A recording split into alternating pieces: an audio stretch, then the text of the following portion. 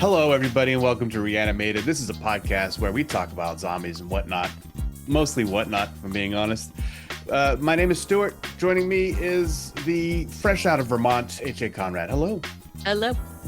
Welcome back to your home state. Bonjour. Bonjour, indeed. Vermont. And today we're recapping episode 1, season 3, Daryl Dixon, the book of. We're not sure if this season has a subtitle. Mm. Uh, and we get to hold us little funeral for England, apparently. But we'll get to that after some news. Mm. First up in the news, HA, I can't stop you, so go ahead. I was gonna let you do it. I wasn't going to, but I okay. don't care to introduce this news topic, but you may. I do. So I know everybody's been really wondering what Andrew Lincoln's been doing. I know I have, not really. But anyway, he's now signed up and doing a series, co-starring in Indira Varma, and it is called Cold Water. I was just tickled by the description of this, which is that apparently he doesn't intervene in some playground incident and runs away to Scotland, where the neighbors harbor a secret. I don't know what the secret is. I was hoping it would be something supernatural. I don't think it is, but I like to imagine that they are maybe holding zombies in the basement and he's just gonna have to like keep reliving that reality. I'm probably wrong, but I just think it's really hilarious. Anyway, that's all. I'm satisfied now. Go ahead, Stuart. Yeah. I found this premise to be pretty laughable, but It is. also I do think Andrew Lincoln deserves some low stakes dramas after 20 years of The Walking Dead. So go get him, Andrew Lincoln. Hopefully I would nobody cuts your say hand off. both him and Indira Varma look fantastic. So, like, I'm excited just to see them in something together. I think that's kind of fun. We don't know if they are, because she is cast like 4 people down, so she might be one of the aforementioned neighbors. But Oh, yeah, they could be playing against each other, so that would be cool too. either way, I just like seeing her and stuff. Very much a fan since Game of Thrones, but I think she's pretty amazing. So, Yeah, yeah, I well, agree. let's I've loved see. her ever since Rome on HBO, which was a show that no, anytime I bring that up, everybody that I talk to is like, I've never seen that. I think I saw a little bit of it. I just didn't stay with it, so maybe I should go back to it. But there's so much to watch. So, Yeah. all right. There is so much to watch. But that show does have Ray Stevenson, the rest in peace, Ray Stevenson, who passed away last year. That was the first thing I'd seen him in, and as Titus Pullo, I believe, a brutish Roman legionary. Fantastic stuff. Anyway, moving on. In the news, there's a lot of weird. There's still all this like I think it's all planted. Don't you feel like this is all seeded content from Paramount where they're like, oh, World War Z, the movie, Uh, woo, a and little. so they're all people are flipping out about. Well, some news channels are flipping out about World War Z and how it's experiencing a renaissance or whatever. And I'm like, okay, fine. Well, you think that they're trying to not so honestly, not so subtly. They, to me, it feels like they're trying to pull a 28 years later thing, but that was going on for years before they even got to where they got. This And feels, all those interviews that Alex Garland and yeah. Danny Boyle did over the course of a decade. I want to, yeah. This feels like they were like, oh, I thought this was a successful tactic, but we're going to do this even more quickly. What it feels like to me is that somebody has rights and now they want to try to leverage that. And it feels very much planted, all of it. So Yeah. I don't know that this will actually lead anywhere, but it could, and we'll see. But I just don't recall people being quite as excited about this movie. I mean, I think they were excited about it coming out, and then honestly, I wasn't that impressed by it. No. But It was critically like, it's fine, but it made tons of money. Like that part is objectively true. accurate. Like $500 million. Like, woof. Okay. However, so yeah, maybe if they, you know what though, HA, if they make this work, if this tactic, and it is sullying the good name of journalism everywhere, which I don't enjoy. But if it works and we get a World War Z2 out of it, I mean, I might not hate it too much. Maybe if they somehow could redeem themselves with a better World War Z 2. Like if they did a Sure. better sequel, perhaps. Sure. I'm not gonna hold out hope that they do a real authentic World War Z. That's impossible, especially given how the direction that they're going so far with this. But World War Z, the movie, I enjoyed it enough. There were parts of that movie that were very enjoyable. Anyway, World War Z 2, sure, bring it. Let's see what happens. But speaking of 28 years later and the success of that film, I felt like this was a big get for Netflix. This is the news. Netflix is going to be streaming 28 years later, very soon. I Yeah. forget exactly when, but like that feels quick. Of course, everything with this sequel franchise is going quickly, but when is it? It's like next week or something ridiculous. Hmm. Yeah. Yeah, 28 years later, next week on Netflix. And I, for one, will probably watch it there because I haven't seen it since the theaters. Yeah, and it's kind of interesting that they got this, but AMC Plus has 28 days later. At least, I think you may have to pay for it on that, or it's through a subscription maybe. Hmm. And I think you can get it through like Apple through renting and things like that. So it's interesting that they won the bid to do this. So they must see this as like a big deal, which I think it is. So maybe this gives them access to the other things too. So, Yeah. uh, but that's pretty cool. I'd love to And see behind the curtain at what kind of deal that is. oh, yeah, I bet it's a very expensive deal. Yeah. Well, So good for the franchise, hopefully. This is helping them still finance the third movie. Perf indeed. with any luck. Um, tonight, today is September 14th. When we're recording this tonight are the Emmys, which is a award show I traditionally pay zero attention to. However, there are a couple of shows in the drama category up for awards. May I read this list to you? It's short. You may. Thank you for that permission. The White Lotus, don't care. I've saw season one. It was too cringy to go back to for me. Same. Slow Horses, legitimately a really fun show. I enjoy Slow Horses. I'm glad they keep putting out new seasons. Severance, I've never seen it to my own discredit. I know that that's a good show and I need to watch it, but I haven't. Yeah, it's a good show, but it causes me some PTSD. It's a little too close to reality. Okay, perfect. The Some Pit, which I also heard really good things about.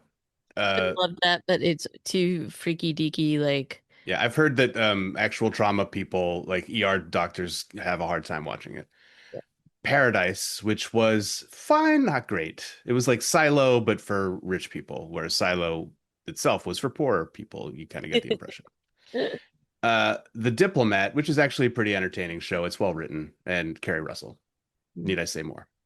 yeah. And then finally, the two leaving the best for last, Andor and The Last of Us are both up for this like best drama. And there's a whole bunch of actors within both of them. And I'm really torn on which one I You're would want to see fun to win. win. Yeah. And I don't know how you feel about it. Have you seen Andor?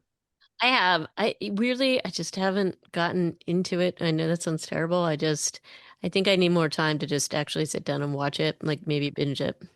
So, and I haven't. So, but I hear people love it. For this So, podcast, I feel like I'm supposed to say The Last of Us. But honestly, I think we had enough quibbles with season two that that would disqualify it if I'm being objective, even though I love zombies and I love The Last of Us. So I do think it would, for me, and I haven't seen a lot of these shows, so this is a bullshit response. I think it has to be Andor, though, as a package. mm. So Last of Us, had it been, season one and specifically the episode three, I just think, I don't know that, I think there were definitely some standout moments in season two, but I don't know that I would put it in the same category as season one.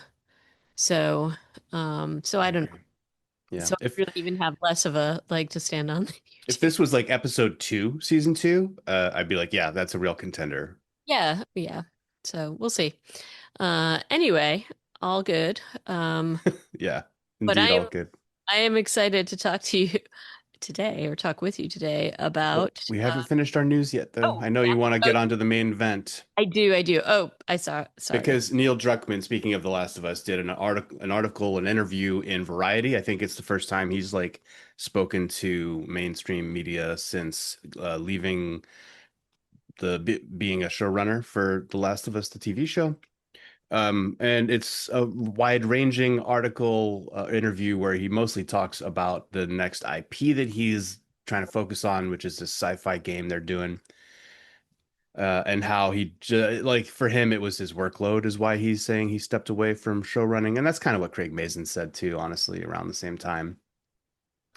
I picked this up though too because there's a video game blog who read this interview and were like, Last of Us 3 confirmed.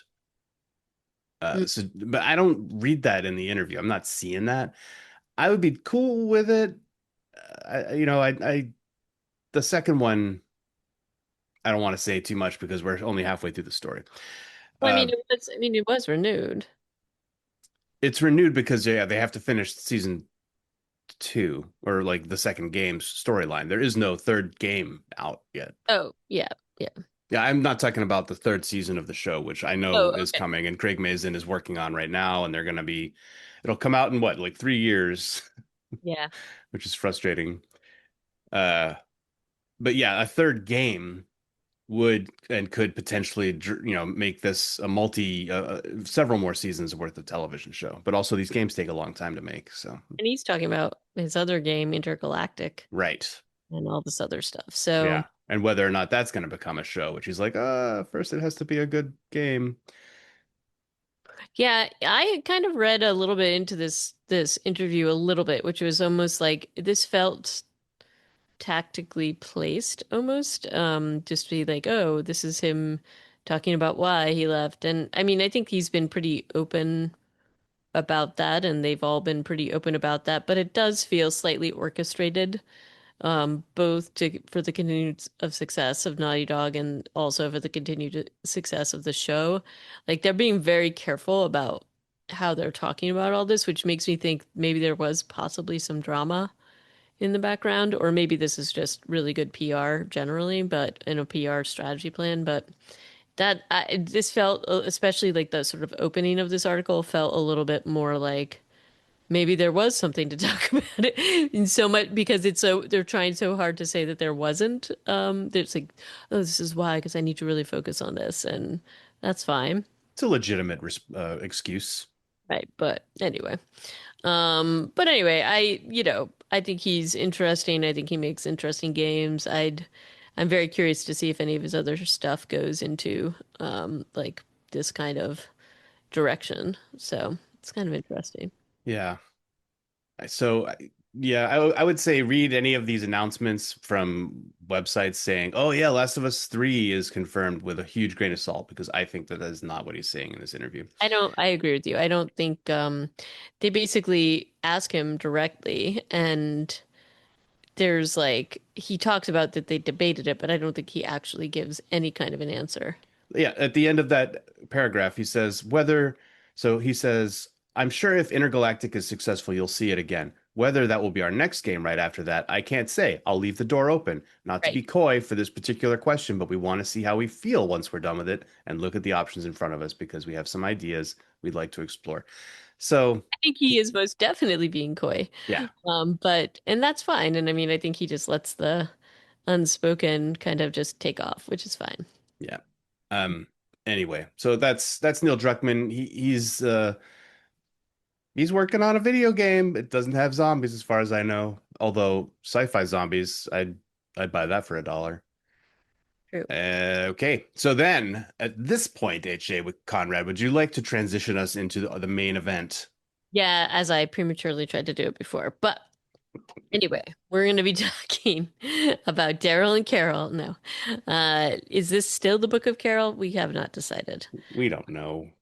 In any case, this is the ongoing saga of Daryl Dixon. This is season 3, and we are really just off with an interesting start. And so I Yeah. was very excited to talk about this with you at so many points. Oh, God. Some notes. Let's get into it.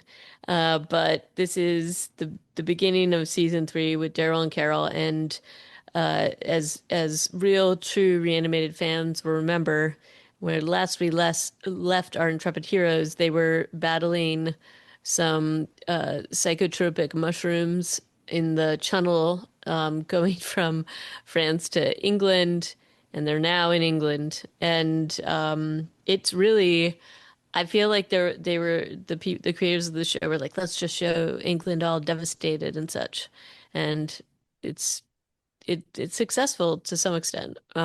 Can we start with the where they show up at the beginning of the episode?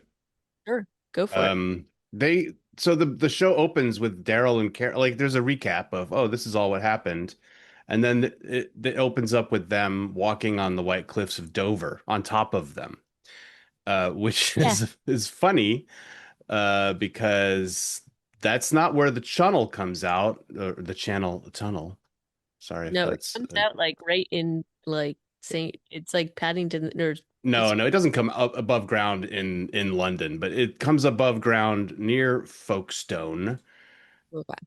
Um, Not near Dover. Folkestone is like, I don't know, a few miles, like 10 miles to the west of there. So they come out of the tunnel and then walk the opposite direction from London and then turn around for that drone shot of them walking on the White Cliffs Well, toward somebody London. really, all I could say was somebody really wanted those white cliffs of They Dover. gotta get the cliffs. Even though anybody who's been on that train, and maybe that's like not a lot of people, they realizes that you come out of the train in like the middle of the countryside in a way, like, or near a town, but there's no cliffs in sight, that's for sure. It's just a funny way to intro a show because anybody remotely familiar with the geography of where that's supposed to be happening will be like, oh, that doesn't feel quite right. Yeah, Granted, that's maybe not enough people for it to matter. yeah. But it mattered to me, H.A. Conrad, and I am feeling hurt feelings about it. I'll get over it.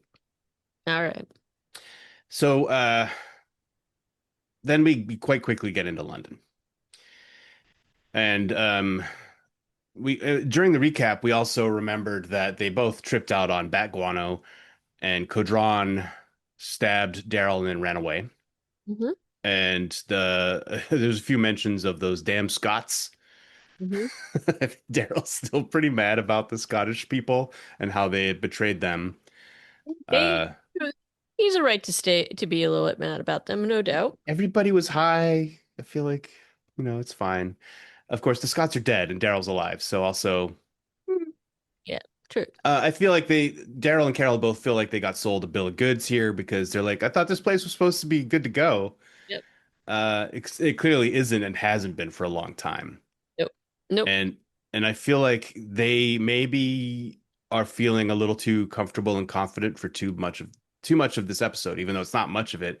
They're just kind of there's like real vibes of Rick ambling into Atlanta here for me. Oh, definitely.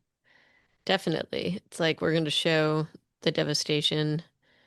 We're going to show some British things. They got the London Eye, they got it all. Um, but Yeah. it's a There's very I actually thought until like the episode progressed, I actually thought that this was like I thought they were going to run into an enclave or something would make itself known. It does seem a little bit beyond belief that things would be devastated in this particular way. I'm Um, not sure why they wanted to write England in at all on this yeah, show. like I don't And know. maybe it was just it's like partly this part of the episode and this part of the show is written as like a scathing critique of Brexit, right? Like, oh, you go That's isolationist and you all die. That's basically right. what it That's what is. it is. But there's also, it's a anyway, I just don't buy that this is what would have happened, but okay. Um, in any case, they're walking around the shambles of London, and once again, our two people who have survived a multitude of challenges somehow can't figure out how to navigate a city full of walkers. And it's like really frustrating. And I just was like, really, right off the bat? They go down this one narrow street and they see their first clue of a zombie and it's in a phone booth. And they're like, okay, all right, not a problem, not too worried. Then they see their second zombie within 3 seconds and it's like covered in vines. And they're like, okay, that zombie looks like it's stuck there. We're not too worried. They're starting to look a little bit uncomfortable, Daryl and Carol. But then there's like a 40 of them come off of a double-decker bus because that's where the zombies go. And then suddenly there's, eventually there's thousands of them in the street. Uh, Now, okay, I'll give it to them that if the whole city is actually overrun, sure, it's gonna, and there's been no movement, and suddenly there's yeah, movement. the zombies, we've seen them go docile before, but I feel like they would have noticed them. They would have, and also, would they have gone down a very narrow street with no exit? Like, it just feels just a bit. I could see them making their way along like the river. I could see them making their way so that they have an exit strategy because, man, by this time, haven't they learned this? But apparently not. I mean, So their plan is to get back to the States, and they've been steadily going inland based on how they've moved here. Like they're not going to a port. right, that is my gripe here. It's like they're not dumb. You could get a high point. I was really hoping that they would use certain aspects of London. Like I was really hoping for a like maybe they're gonna go up into the Gherkin or go up into like the Fire of London Monument or some or St. Paul's Cathedral, something cool where they could basically see the lay of the land and see all the devastation in that way. Like I thought that's what they were gonna do, but Yeah, that's I don't think they had access to anything good. I don't know where they were filming this apparently in London. I saw one article on Screen Rant, which was like, I hate what you did to my country. yeah. Daryl Dixon show. I live here and I feel like this was a garbage episode of, for many reasons. And I will say, like, when they're walking across, is it Westminster Bridge, the one that's like right next to Parliament, the background shot there, they're like looking south. It does Mhm. not look at all like what's on the south bank Yeah. of the Thames River across from They're Parliament. really, to me, they really phoned this one in to some extent. And I saw many angry Brits actually. Yeah, I wouldn't be surprised. I feel like this episode it falls down on like the sites and the sites of London are all CG, which is fine. That's acceptable. They did a lot of that with Paris too, but then they managed to find little bits and pieces that made it feel at least French, if not Parisian. And I don't know that I was feeling a lot of London. London or Britishness here, other than Stephen Merchant when I he mean, eventually I shows thought up. they were gonna do, I don't know. Anyway, there were so many things they could have done here. Little homage to our British friends who are such zombie fans. Also, an homage to 28 Days Later. There could have been like so They went many. across that exact bridge, yeah. They did, and that was fine, but they could have done something a little bit. I don't know. Like it just this felt to me generally like a bit of a throwaway episode, including their throwaway guest star, which I guess I'm giving a little bit away Yeah.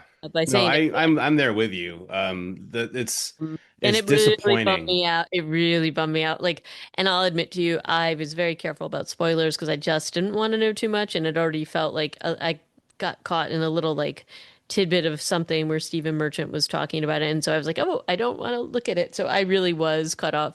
I was not at all surprised at what happened, but I was also like, man, anybody who sees Daryl and Carol coming, especially if you've been surviving for the whole time. Hey, Ash and what was the kid's name? Laurent, they apparently got away. I mean, we Yep. might find out that they crashed and died on the Maybe way they home, did, but but like I just have to say, they're like Daryl and Carol are kind of like cursed, man. yeah, it does feel that way. Like, Uh, so one of the things I really like about this episode, I mean, there's a lot of things that are not great, but this can of hot dogs, which is a theme yes, in the that's episode, really funny. That is is a and it's not just funny. I feel like it's also it starts off as a joke, but by the end, I mean mhm. they still deliver it as a joke, but it's also like this standard, this like this is the flag on which we're gonna Yep, like rally the troops, and I kind of loved it more and more the more it came up by the end of the episode when she's like, "Yeah, we got hot dogs to eat," but you can also feel pretty confident. I hope they don't ever eat the hot dogs. I same. hope they just keep like carrying the hot dogs. And Because they almost honestly, those are canned hot dogs and they're probably disgusting. oh, I'm sure they're disgusting and they're probably also not they're probably not good anymore. So Yeah. um but I no, that was like a very bright light in this episode. And that's the thing though. I also liked some really cool things about this episode. I did Yeah. Call out another thing. I want to see if we have one of the same well, cool so things. I did like when, like aside from my annoyance at the fact that they suddenly forget what they're doing, them getting into the townhouse after they're kind of overrun. Hmm. I thought that that was like such a cool thing because in London, a lot of the buildings have those atriums. And so the idea that it was all overgrown like that with like vines and things like that, that was kind of like I loved that. I liked that they end up in this little time capsule. Once again, though, they don't. This is annoying. Like they don't do their reconnaissance in a way that makes any sense whatsoever. It just seems they get like the walkers get a little bit too much of a jump on them Yeah. in this apartment, which it's like, yeah, how long have you two been doing this? You know what you're supposed to do, and you clear the place first. Yeah. Because Um, they both get really close calls. yeah. But And I did like, they don't feel armed for whatever. Oh, because they I guess they drop some of their weapons out in the street. Like Daryl's crossbow is just out in the street later, but they don't seem to have much in the way of other weapons. I Because mean, they have, Carol's killing a zombie with a fire extinguisher here. yeah.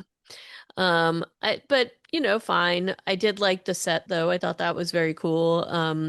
I also liked the idea that they're like kind of stuck and trapped in this thing.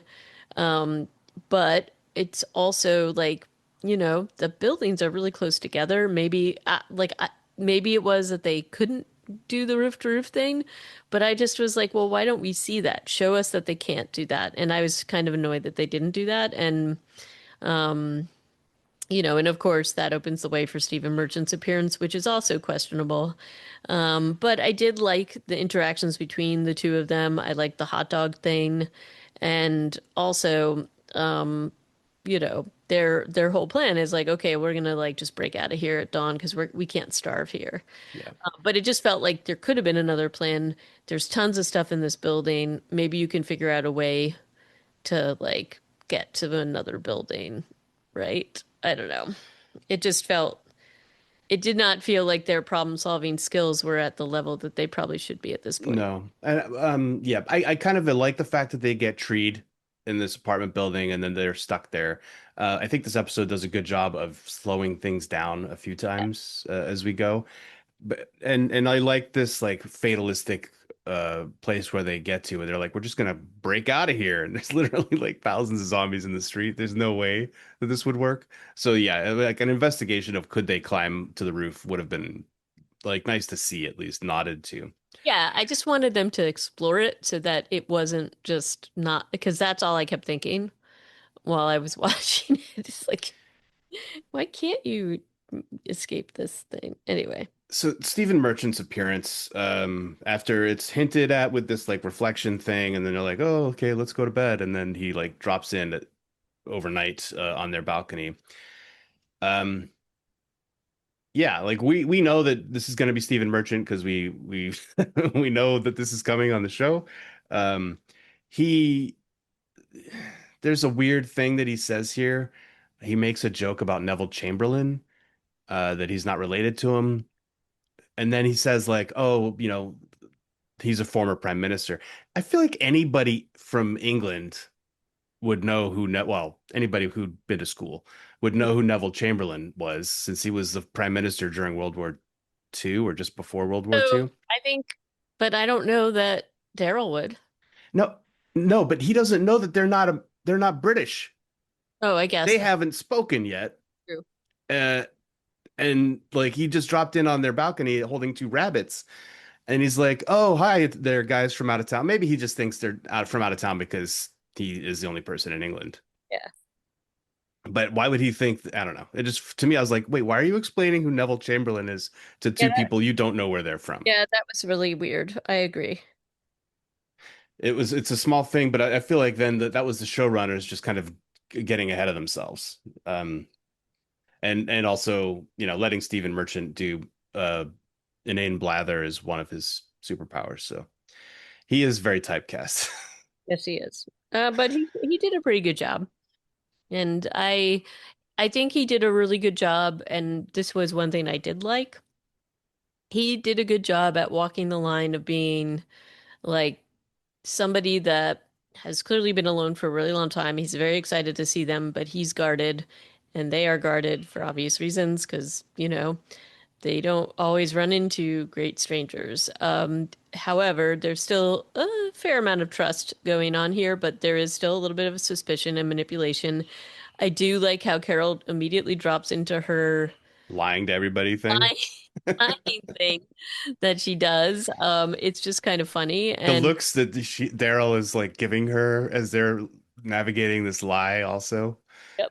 It's funny. It's funny to watch like It's Norman funny Reedus. and it's very funny, but it's also like very fun from their relationship point of view. So I do enjoy this, and there's a little he almost has like a little bit of an eye roll, like, oh, Carol, you're doing it again.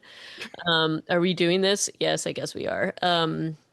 And but the dynamics between the three of them, I have the feeling that they had a lot of fun doing this whole scene and they're drinking whiskey, and then there's like the whole thing where they're all drinking whiskey, but Daryl and Carol both throw it over their shoulders, Hmm. which is seems like a waste given, you know, where they are. But I did enjoy that whole dynamic and the whole kind of testing the boundaries, testing what they could do. And then this is one of the things that was fun is that Daryl does by you see that he does he's like, okay, I guess your set of skills might be useful sometimes. Except that Yeah, he doesn't get taken in. no. I But like the person also on Screen Rant was really pissed off that he talked about the Queen in Buckingham Palace. But I kind of like that. I I thought kind of that like that he was like, "Oh yeah, you could sleep in the queen's bed. She's even there. You could see her." I was like, "What? That's okay. Yeah, of course. It's 2010 or no, I guess by this point in the show it's like 2025 because everything has been zombies for 15 years." yeah, I think I didn't mind that because I just thought it set the table for like what state of mind he's in. Like this is what he's been doing. Yeah. Is basically exploring and doing all this stuff, teaching himself how to make Big Ben work, keeping it running, which I think would probably be impossible, honestly. Yeah. But I don't know. I just think this shows like how isolated he's actually been. So I wasn't, I guess I could see how some British people might be upset about that, but I thought it I was, think it was just the onslaught of like things. Well, in this article from Screen Rant, they were saying like this flat is unrealistically posh. He keeps talking about tea and like Cockney rhyming slang, and these aren't real things that people say and do. I mean, honestly, tea is fairly central to my England experience too, with yeah. my relatives there. So I'm not sure that that feels too off base. Yeah, and I also think that he's lost it a little bit too. So I think he's just kind of going off at the mouth. So, yeah. So, um, So they finally do make this plan. He is gonna help. They're all gonna go out on his sailboat, which he had already stocked up and had planned to leave before all of his friends died. He makes it sound like it happened gradually. yeah. I don't know. It's kind of weird. So he like one of the things that's happened here is everybody in the UK who were trapped in there together because they blocked all the exits, but they have coastline forever. Uh, they basically went feral and ate each other, and then probably were having zombie outbreaks anyway because anybody who dies turns into a zombie. I'm not sure that like closing the doors to your country actually helped that much. Right. But yeah, so he's the argument he's making is that we were a closed society and that's what helped lead to our downfall. I'm thinking you guys were screwed either way. Yeah. Um, and okay, and then here's the next part that's like, I don't know, a little the whole plan, the fact that he's got this boat, and then when you actually see the boat, you're like, that's the boat. And, you need a lot of like navigation skills and other skills to make it across the ocean to America. And this to me, the fact that they're all like, yeah, let's do this. I mean, yes, it's Carol manipulating him and them basically being like, yeah, we're totally into sailing and whatever, but they're trusting that he is Hmm. too. Yeah. And so that's what's so crazy. It's like you don't know enough about this guy yet. You have been screwed in the past. What like what harm would it do to basically do a little bit more training? You have nothing but time. And and instead of just jumping into this boat and going across the ocean with no kind of it just felt like a very slipshod kind of plan. I And mean, in their defense, they had been planning to break out of their flat and just go into the street and get eaten by zombies the day before. So Yep. in the episode, it's 26 minutes into the episode, and they're at sea. They have effectively gone to England, met the last Englishman or Welshman in Stephen Merchant's case, and then decided to leave that island behind and have left England. So that's it, done and dusted. RIP UK. Hmm. They're out at sea. Uh, Julian, who is Stephen Merchant's character's name, is freaking out about his navigation skills because he does have a very he's very yeah, he doesn't feel like he really did a great job at Naval Academy. I think he got kicked out or whatever it was called, the US, not the US Naval Academy, the Royal Naval Yeah. School. And so he's like, yeah, I suck at this, but for whatever reason, we're exactly where we're supposed to be, and it's going to be 2 weeks until we get to North America. And then I feel like that night, cue the storm. This is so tropey. Yep. We knew it was coming. Yeah. I mean, there's no, I mean, yeah, we know that they're going to go to Spain. So, in a way, because they had told us everything that was happening, in this season, like, it feels like a throwaway episode for more than one reason. Mhm. Not only are they doing this very short trip to another country just to leave it immediately, we also know that they're not going to get where they're going right now because all the Oh, previews for the season have told us that they're not. So what's the point of even I mean, making us do it? I think this was just a quick explanation episode to get them from Channel Train to Spain, and it was a pretty good. France and Spain are connected. They share a border. Like, why did I we have to do know. this? I know because I guess I don't know. There had to be some. They wanted the Channel Train, is my guess, and then they were like, well, where do we go from there? Okay, here we are, and yeah. But Stephen Merchant is very short-lived. He gets walkered very quickly. Well, he gets hit by a boom, which does look like a pretty bad head It's a wound, but pretty it doesn't look like it's necessarily going to be the kind of thing. Like Daryl wouldn't die from this wound. no, definitely not. Daryl's face is, by the way, really scarred up.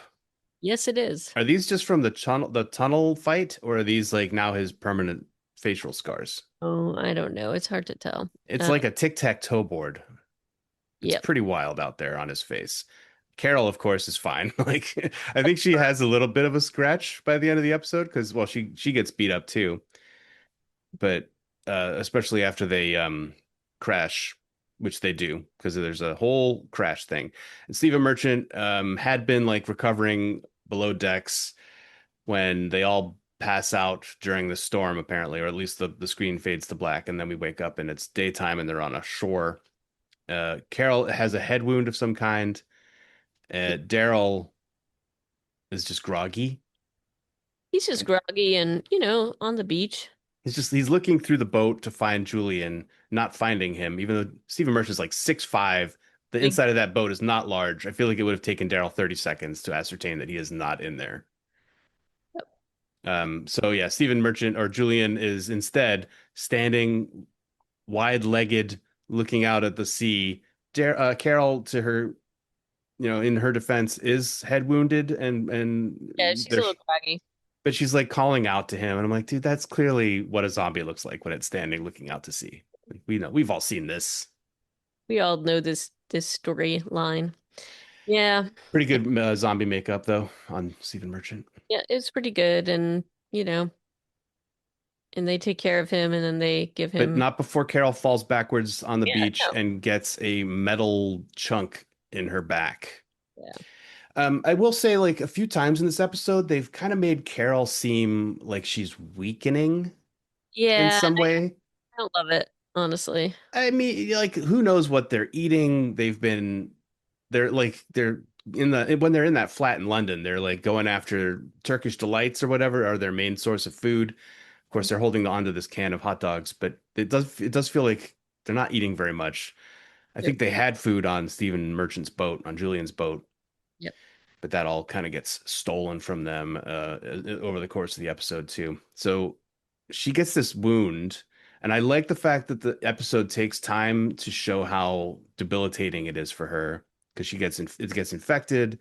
Daryl does surgery on her on the beach that night, and they really take their time with this. on the show, and I kind of like that. I do too, and I also think it shows the trust between them that they have always had, but even more so because I do think the sort of the whole storyline where that she's is weak is that she's okay being weak in front of Daryl, but in front of somebody else, this wouldn't have been the case. And she just does what he tells her to do, even though she doesn't really want to. And so I thought that this was actually pretty, those are the parts that I liked the most in this whole episode. I tell you what I didn't like was when he like buries Julian at sea, he basically just pushes him into the surf. Yeah. He's I'm like, gonna well, he's just come gonna be back. back like in 2 hours. What the hell is the point of that? And Daryl keeps walking out into the water Mhm. in his clothes. Yeah, it's like you're gonna be really wet, man. Yeah. Anyway, I guess Daryl's too cool to take his pants off. Can you Yeah. imagine Daryl in his underpants doing any of this stuff? No. He That is a would man who will walk into the water in his jeans and just suffer through it. air dry and chafe. Plus, the costume department has a dry pair of jeans for him to put on right after that scene. True. So that's gonna be fine. That night there yeah, another part of the surgery scene was the score. I don't know if you noticed the music going on during that scene. There was like drumming and It was. did you What reaction? I thought was fine. I mean, It it just seemed feels intense. Like Walking Dead doesn't tend to do that kind it of feels like they were leading into what was the next part of what was going to happen. I feel like they were like trying, it's like a precursor. So yeah, so it was pretty dramatic.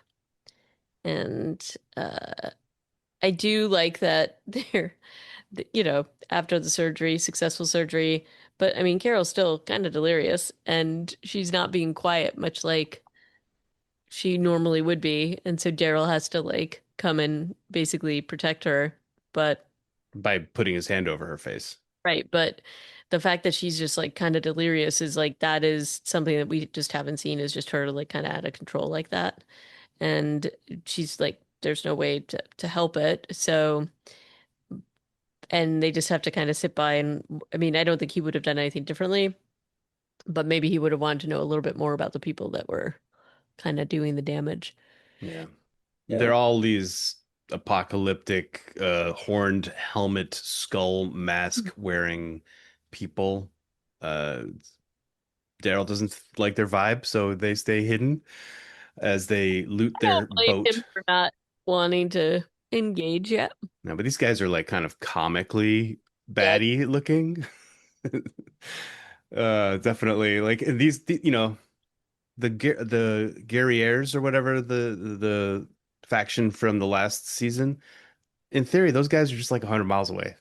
But these guys are running around on horseback with bows and arrows with their helmets with horns on them. I'm like, all they right, might be from the 28 years later brand of Apocalypse. It's hard. maybe, maybe. Okay. So next day, they're like, well, our boat is everything's been taken or trashed, so we have to go inland. And there's a funny moment here where they find a sign, and Carol says, "That's not how you spell Mexico," Yep. which I really liked. Yeah. So now they're like, "Well, we didn't get that far after all." I'm like, "Yeah, you sure didn't." Nope. I'm not sure why we had to go to England. They aren't either, but now they're in Spain, and so we shall see what happens next. But What happens next is they find a little shed for Carol to continue to recuperate. But the next morning, Daryl goes out to hunt, and Carol's hearing voices and appears to go to them. Daryl loses her, and like the fact that he's really amazing at tracking people. yeah, that's true. I wonder if they'll show his tracking skills because actually, what he does is even though they're in like potentially baddie land, he runs out of the shed and starts screaming her name. Yep. Doesn't feel like a Daryl thing to do. He's also seen a Jeep full of guys go by, but you don't get bad vibes from these guys in this Jeep. They seem like just normal dudes wearing normal clothes, talking. They Clearly don't have not, masks and horns and they things. don't have the horned helmets with the skull masks, which makes you think probably not bad.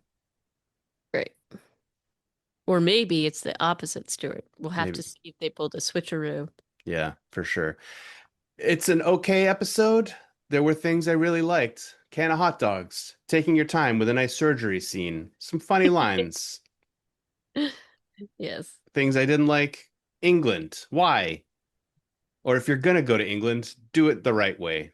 The super quick death of Stephen Merchant, Julian. Sad.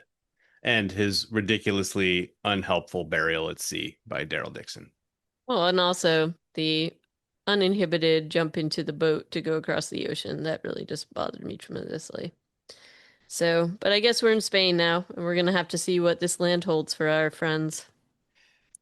Specifically, I think we're in Galician Spain because the title of this episode is Costa da Morte, which is apparently Galician for Coast of Death, Hmm. which is apparently where we've landed. Well, So there we are. We had more gripes than happy moments, I think. But it's Daryl Dixon. It's Daryl and Carol. What can go wrong? Everything. um, Will they get home this season? we shall see. I feel like this is like almost like watching Quantum Leap. If that's a really long callback. They're not. There's a new show. Did you know Yeah, that? have you seen it? I Hmm. have not yet. Anyway, um, but I'd love to know what our listeners think of this and send us an email, reanimatedpodcast@gmail.com. And just I would like to hear if people have the same gripes that we did or think that we're being too stern, too critical. And just generally how you're feeling about the season 3 of Daryl and Carol. And thank you so much for listening. Thanks. Bye bye. Ciao.